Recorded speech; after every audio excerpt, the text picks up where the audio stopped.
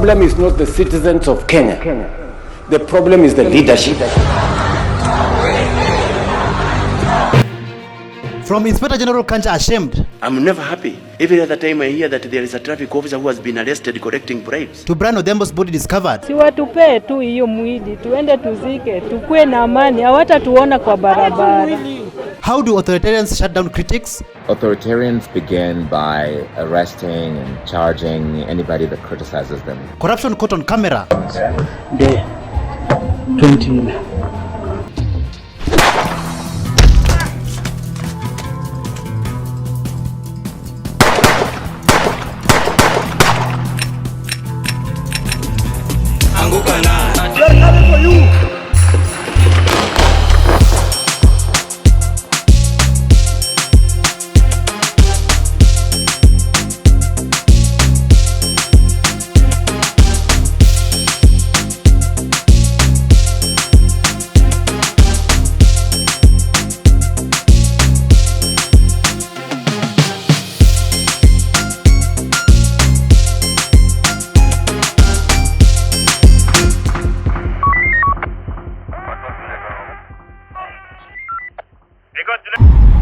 We cannot continue to be rude like this.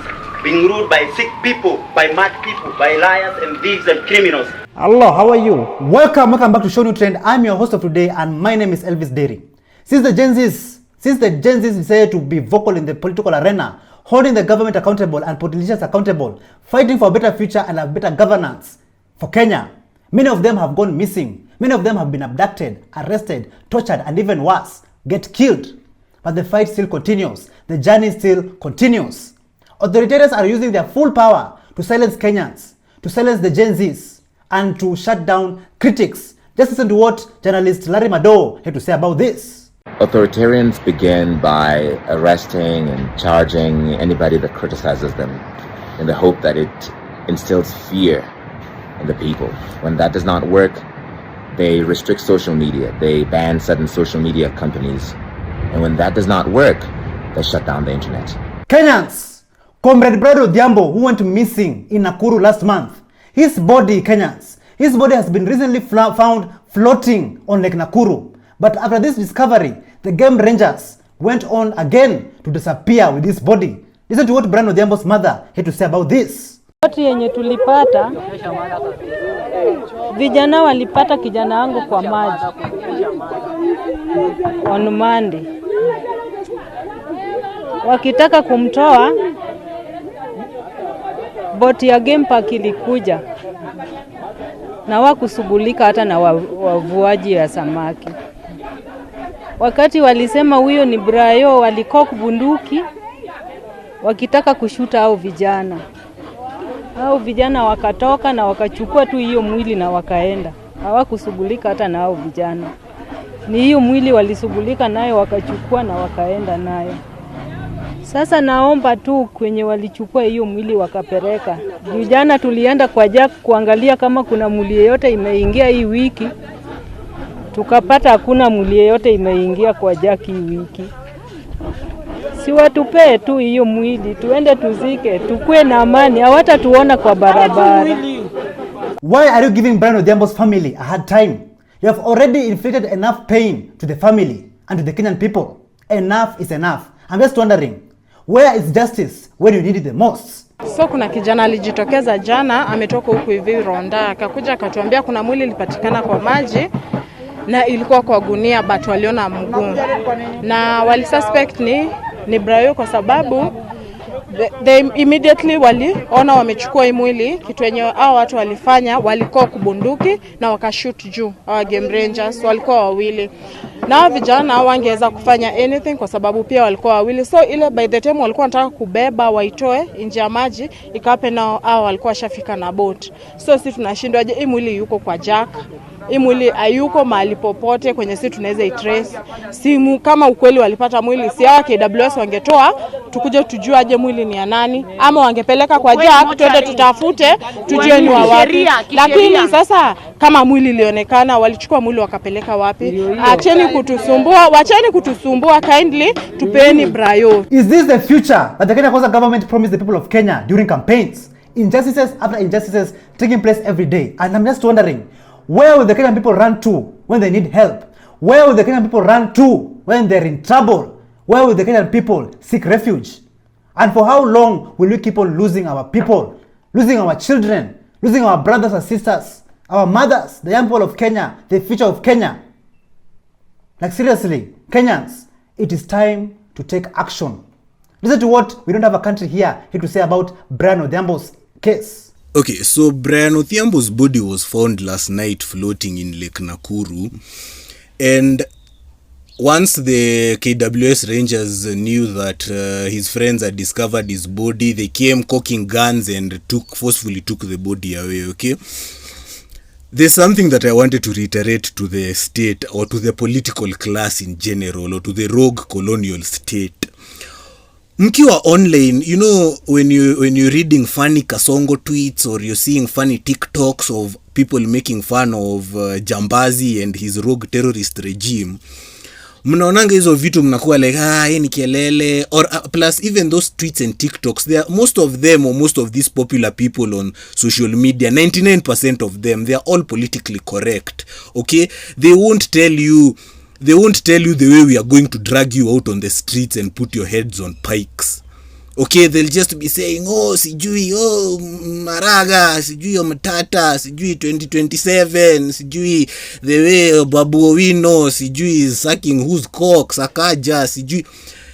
You know, there is this echo chamber of media where media always wants to control the narrative, always wants to show, you know, things are going well. Let me remind you something. On June 25th, and even during other protests, those people you see on the streets, Akina Sisi, we are not usually laughing with you people. We are not usually making funny tweets, sijui endorsing bogus state presidential bids and all that crap. Once we're on the streets for the second and final wave, it's gonna be bad. It's gonna be getting dragged out on the streets and choppers flying out of the country. Apart from the abductions, unlawful arrests, and murder that is taking place in the land of Kenya, another serious crime is taking place under our noses, Kenyans. In Masai land, forced marriages of young girls is going on. Just take a look at this.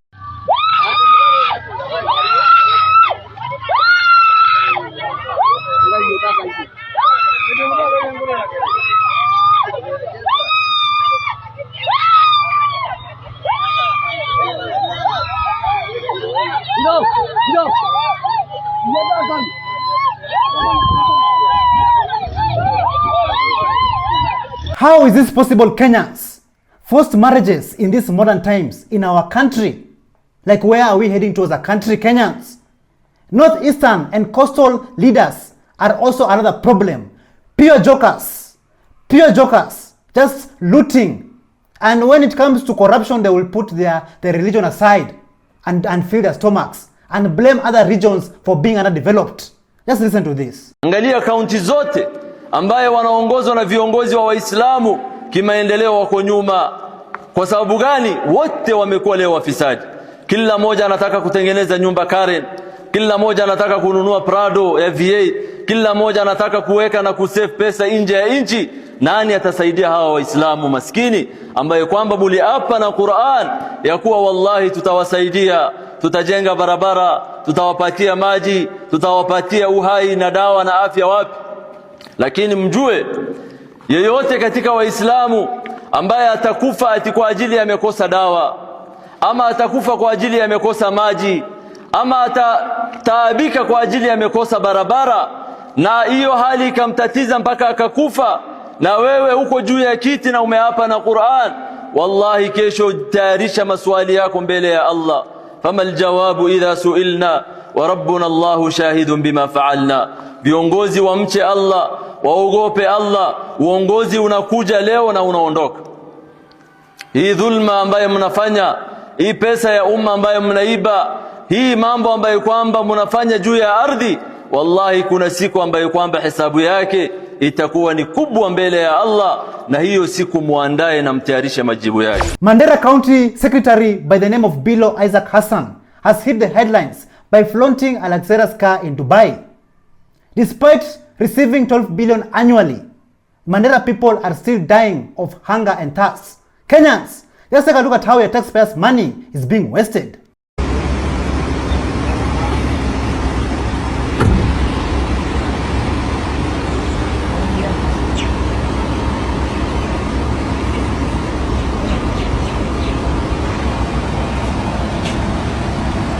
It is quite clear that these politicians, these corrupt politicians, are not respecting the voters, are not respecting the Kenyan people. The people are your employers. They are the ones who make you popular. The money you have, you drive public money. You live on public money. You are popular because of public money. So please, respect the Kenyan people. Do not betray them. Even the Inspector General of Police, Douglas Kanja, is ashamed of the amount of corruption that is taking place in Kenya, to the point where even his own children are holding him accountable. Recently, I've seen on social media and on the news, traffic police officers have been arrested for taking bribes from motorists. Let's listen to what Douglas Kanja, Inspector General, had to say. I'm never happy. Every other time I hear that there is a traffic officer who has been arrested collecting bribes out there. Hata nyinyi mnasikia kabaya. Sifurahi mtoto wangu akiniambia, "Ai, umeona hiyo video nimekutumia?" You know. And you see, hawa watoto wananitumia as a matter of urgency. It's not fair, sio? It's not very fair when you see that daddy, umeona hii, unajua hii watu hii wanasema wanaokota pesa walete huko juu. Sasa huko juu wakati wapi? Former police officer turned activist Shakur the Cop, he talked about what is done to police officers who defy unlawful orders. How police officers are recruited without undergoing psychological assessments. Kenyans, did you know that some police officers out there are holding and carrying guns every day, but they are mentally incapacitated? These are some of the issues that needs to be addressed. Listen to this. Sema like nilikuwa na pass message ya makarau wa respect lawful orders. Unajua a cop has a right to decline unlawful order. If me, for example, if I'm told to go and kill someone that I know is innocent, I'm not supposed to do that. I'm supposed to say no. Why do you think some of these people made this decision to actually take the lives of young people who are just holding a placard and a bottle of water trying to speak? Yeah, maybe I think maybe kuna wase chuni trigger happy. They think like life ni kama video game. So unapata mse maybe anafurahia, maybe amepewa order, unlawful order. Yeah, vitu kama hizo, alafu maybe unapata maybe, but me according to me like when tulikuwa tunatrainiwa, sikuona place wali test mse brain yake, unaona. So na feel pia unaweza pata tu umepea mse kichwa mbaya bunduki, so yeye ana shoot tu kama ana play video game. Yeah. I'm talking more about police officers. Mashako's governor by the name of Vinya Ndeti, she's using police officers to silence her critics. A millionaire revolutionist by the name of Felix Mambo has fallen for this. He was arrested for holding the governor accountable. Just take a look at this. Vinya Ndeti, maamua takuwa nipeleka koti kila mwezi juu kuambia unaiba, unatesa watu wa Machakos. Tunasema mbali, GenZ utapatana wao. Na hiyo tuachi. Wewe babi atutwende. Since when did holding the government accountable and holding politicians accountable, criticizing them for the wrongdoings and the corruption that is happening in this country be wrong? Since when, Kenyans? The Deputy President Kithure Kindiki, he went on to say that government critics should be fair. Just listen to this. Mimi naomba wakosoaji wa serikali, be fair. Be fair. Be fair. Because, you know, Rais Ruto hakusema hii mambo yote atafanya in a day or in a week. He has a 5-year term. So those questions will come at the right time. Lakini also we don't mind you reminding us what we said, because you are helping us achieve our targets.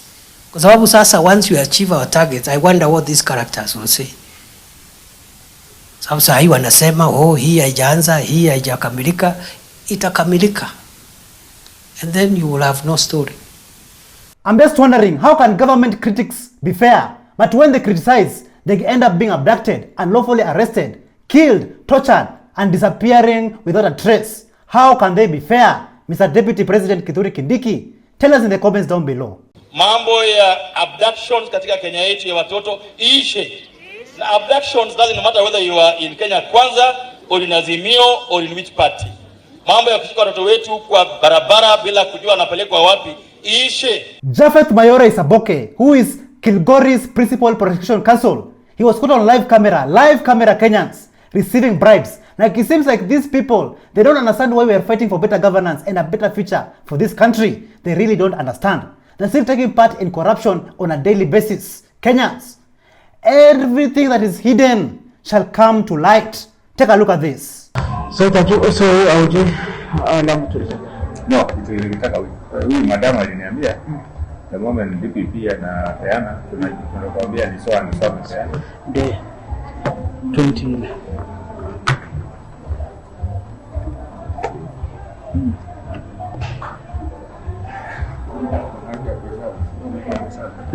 Sources have revealed that the former IEBC chair, Wafula Chebukati, has been declared clinically dead and most of his organs are no longer functioning.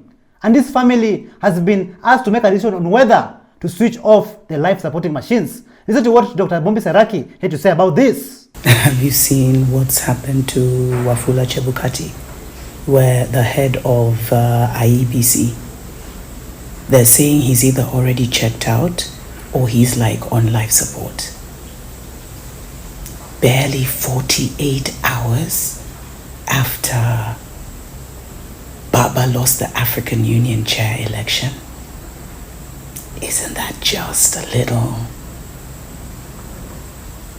And you know, now with everything that's being revealed about USAID supporting Boko Haram and all these guys, there's also these rumors and allegations going around that the Alphabet Boys are the ones who actually installed Nabi, and that's why even Akina Megi Dearest were defending him literally, even in the face of everything he was doing. We all know that the IEBC, that is the Independent Electoral and Boundaries Commission, has been corrupt, especially during election season. And currently many Kenyans, many young Kenyans, the Gen Zs, want to vote in the coming elections, but they're being frustrated. And how are they being frustrated? Just take a look at this. Nimetoka kwa ofisi za IEBC na wananiambia siwezi kuwa registered as a voter juu hakuna commissioners. Nyie muone kama kuko na shida. Process yenye inafaa kuwa continuous according to Article 82 Clause 1C of the Constitution. Hiyo process haifanyiki sahi. Amuone kama kuko na shida. Despite them frustrating the Gen Zs, they should know one thing about the Gen Zs. The Gen Zs are fearless, unshakable, unstoppable, unbogable. Like the Gen Zs are the future. They are already the future of this country. And the Gen Zs have the power to rise their own presidential candidate. Listen to what Anthony Samba had to say. Wana underestimate watu wanaitwa Gen Z. Ndio. Wana underestimate kabisa. Ndio. Tutaona the true character ya Gen Z baada ya IBC commissioners kuselektiwa. So you wanted to seek Gen Z katika Kenya office pale vile? Hakukuwa na Gen Z pale. Pale ni vigogo tu, watu wenye wamekuwa kwa siasa miaka sijui tangu tukue primary school. No, nakuuliza. Tayari is that a formation? Huo ni muungano tayari? Hiyo si information ya watu washabonga. No. Hiyo ni formation ya wale status quo. Hivyo ndio itakuwa. Hiyo ni formation ya status quo. Kutakuwa na third force. Ndio nakwambia. Hii third force, Gen Z wanaweza toa hata presidential candidate wao. Alright. Na waseme ni Mwashumbe candidate wetu, tunaenda naye mpaka mwisho. Kwa sababu kumbuka yale maneno ambayo Gen Z wali raise hayajakuwa addressed to date. Watu bado ni kama wamewaneglect, wamewaignore. Wanasema vijana hawana mwelekeo, hawana msingi ya kikabila, hawana political base. Political base yao ni zile ideology ambazo walijaribu kuleta wakati ya protest. Okay. Usijaribu kuunderestimate nguvu ya vijana ambao wako frustrated, hawana kazi. So dear government of Kenya, do not underestimate the power of the Gen Zs. The Gen Zs are here to stay, and the Gen Zs are patiently waiting for 2027 elections. And let me tell you, they are going to drain the swamp. May I never hear another boomer talk about, oh, your generation, oh, Gen Zs, mnakuanga tu kichwa ngumu. Because when you're celebrating the finance bill being rejected, understand it's the Gen Zs that were on the streets and some of the reformed millennials who know better. But it was never the boomers, because the boomers were sitting at home waiting for fate to take over because they have no backbone or no spine. So never say that Gen Zs do not stand for anything or that we're just impatient people. We know our worth. Never forget that. And the question of the day is, are the voters sometimes wrong? Were the voters wrong for giving us William Ruto as the president? Listen to what a former Raila Odinga supporter, Fanya Mambo Kinuthia, had to say about this. If you think the voter is never wrong, they gave us William Ruto for president. Now you know that voters are wrong. We even had a pastor on that ballot called Mwaure. I wish they even voted for him. So all I'm saying, there was a time when Mother Karua... Or we even had Wajakoya. Even Wajakoya, afadhali hata tungekuwa tunauza hizo vitu za fisi. So Mother Karua had vied at some point, and I hear she's vying right now. Yeah, she said she won't deputize anyone. Yes, and she's had a good track record. She's one person I am yet to hear scandals. Will Kenyans vote for her? So that's why I tell you many times, Kenyans are wrong. So we stop, voters, please stop being emotional and get yourself to vote with the brain, not the heart, yeah? Because the heart is emotion. Kenyans, are you not tired with the daily corruption that is taking place in the Republic of Kenya? Are you not tired? Even banks have had to play some dirty games. Imagine working hard for years, saving money for future investments. Then one day you decide to go and check your bank account balance and you find there's nothing, 0 shillings, and the bank tells you that there is no money. What will you do? Just listen to this. Hiko maajabu inafanyika Kenya. Sijui ni mimi peke yangu ama watu wote. Nilifanya kazi kwa bidii. Nimetafuta pesa yangu. Nimeweka pesa kwa bank. Maajabu, nimeenda kwa bank mara 4. Wananiambia mimi hakuna pesa. At bank hawana cash. Jamani, kunaendelea nini? Tangu nisaliwe sijawahi kusikia bank wamekosa pesa. Juzi ndio nimeenda sasa kutafuta pesa yangu, naambiwa bank hawana pesa. Sitaki kutaja ni benki gani hiyo. Na wameniambia bank hawana pesa. Maajabu si maajabu hiyo. Sijui nipeleke bank kotini, sijui nifanye nini, kwa sababu pesa yangu nilifanya ni jasho yangu nimeweka kwa bank. Ninataka hiyo pesa kutumia, naambiwa bank haina pesa.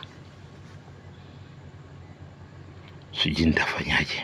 And that's not all Kenyans. Even some banks have threatened to auction the affordable houses that have already been sold to Kenyans. And I'm just asking myself, is this really affordable housing in Kenya? Just take a look. A local bank has threatened to auction the Pangani affordable housing project, where some Kenyans have already bought units. And you probably have seen a project that is being constructed that is known as Jevanji Estate, what used to be county houses there. But the land was later taken over by a developer for purposes of building affordable houses, where construction is currently ongoing. Now, there's a dilemma because once the developer started building the new houses, the title of the 8.9 acre piece of land was transferred to a special purpose vehicle, where the developer would own the majority share and the Nairobi County government will get a 20% valuation. The developer was even allowed to take a loan against that piece of land. It's public land, because he needed the money to build the houses, which were then to be sold to Kenyans at a later time.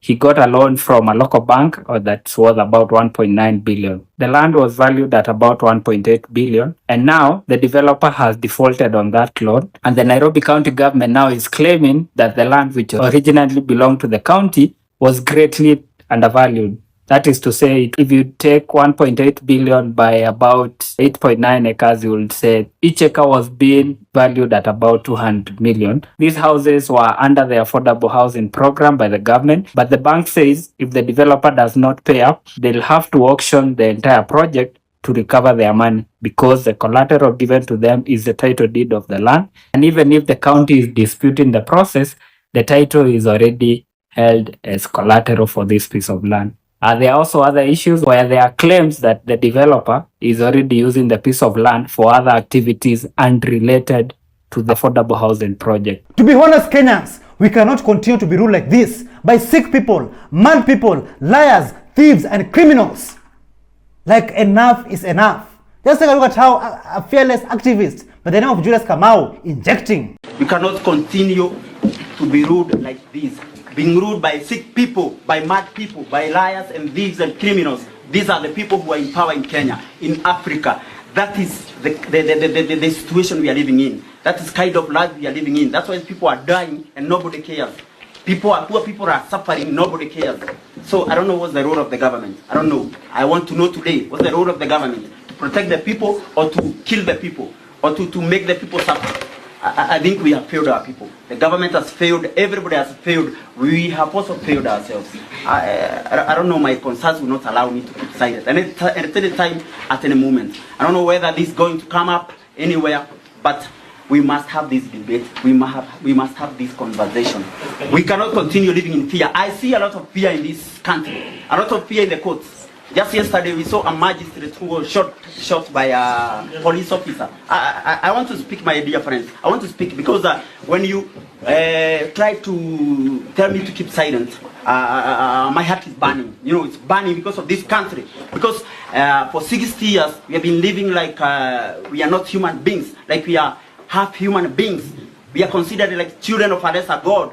Now, this cannot continue. It cannot continue in any way. We are ruled by a minority that does not care for the interests of the majority. Politicians are liars and thieves. As injustices, crime, and corruption is taking place in the country, your politicians, who you voted for, are busy having a good time. Take a look at these members of parliament playing in Naivasha.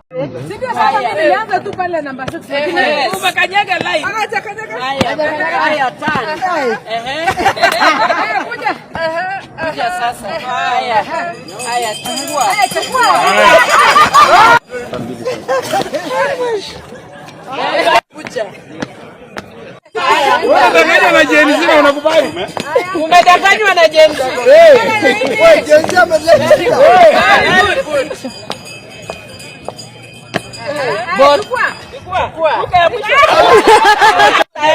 Unaruka hiyo ulikuwa umeweka kitu.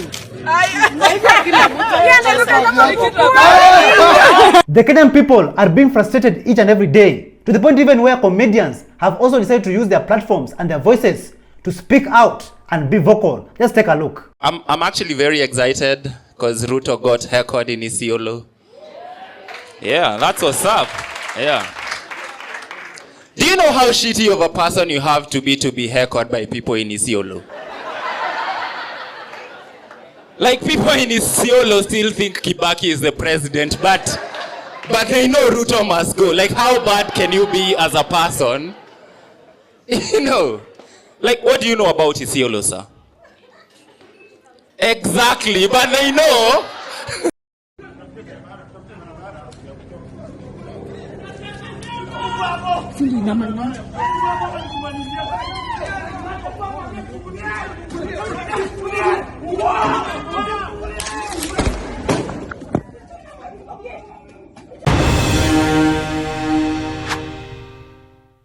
Thank you so much for joining us on today's show. I'm your host, Elvis Derry. See you in the next one. Bye-bye.